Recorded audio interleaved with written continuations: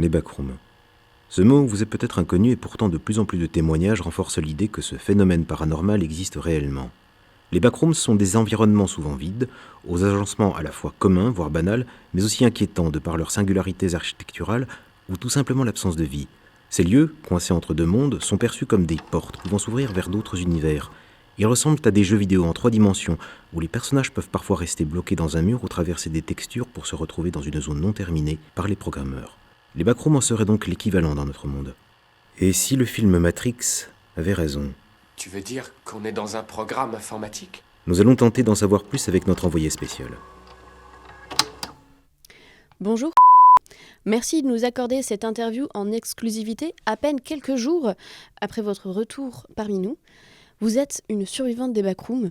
D'après notre travail d'investigation, peu de personnes réussissent à s'en échapper et encore moins à trouver le courage de témoigner.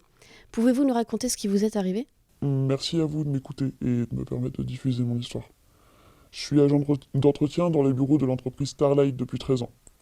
L'autre soir, à la fin de mon service, vers 21h, je passais dans le couloir du bâtiment B pour ranger mon matériel. En passant devant les salles de réunion, je me suis aperçu qu'il y avait de la lumière sous la porte, alors que j'étais passé faire le ménage 2 heures avant. Je suis donc rentré pour vérifier. Et là, la salle de réunion n'était pas comme d'habitude. D'ordinaire, les tables sont en carré, avec des chaises tout autour. Et là, les tables avaient complètement disparu. Mais les chaises, elles étaient disposées en cercle, tout autour du pilier. Et c'est là que la porte a claqué derrière moi. Qu'avez-vous fait alors ? J'ai réussi à ouvrir la porte et je suis sorti de la pièce. Le problème, c'est qu'en franchissant la porte, je me suis retrouvé à nouveau dans la même salle, mais en y entrant par une autre porte. J'avais l'impression d'être stupide et de ne pas comprendre ce qui se passait. Vous n'êtes pas stupide. Cela devait être très angoissant. Étrangement, à cet instant, non. J'ai pris mon téléphone et j'ai tenté d'appeler mon mari, mais impossible de le joindre. J'ai tenté avec ma fille et mon fils, pareil. J'ai appelé la police, les pompiers, mais rien.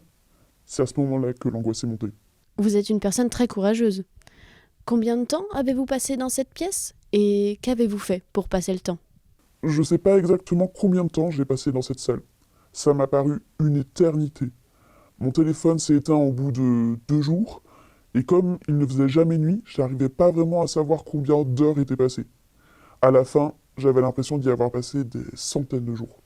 Des centaines, vous dites ? Pourtant, on vous a retrouvé dès le lendemain de votre disparition. Comment expliquez-vous cela ? Je ne l'explique pas. Peut-être que je me suis retrouvé dans une dimension où le temps ne passe pas de la même façon qu'ici. Je sais pas.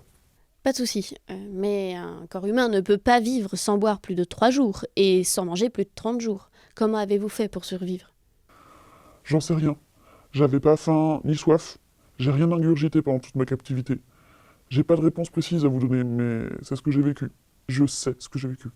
Bien entendu, il n'est absolument pas question de remettre en doute votre témoignage, mais avouez que cela est étrange et dépasse les lois de la physique. Oui, sans doute. Tout ce qui compte pour moi, c'est d'en être sorti et d'avoir pu retrouver ma famille. Oui, bien entendu. Qu'allez-vous faire à présent ? Depuis mon retour, j'ai été mis en arrêt. Je prends du temps pour reprendre mes marques dans ce monde. Vous savez, cette expérience m'a fait prendre conscience de beaucoup de choses sur moi, sur les gens et le monde dans lequel je vivais. J'ai besoin de retrouver du sens et du plaisir dans les choses simples de la vie.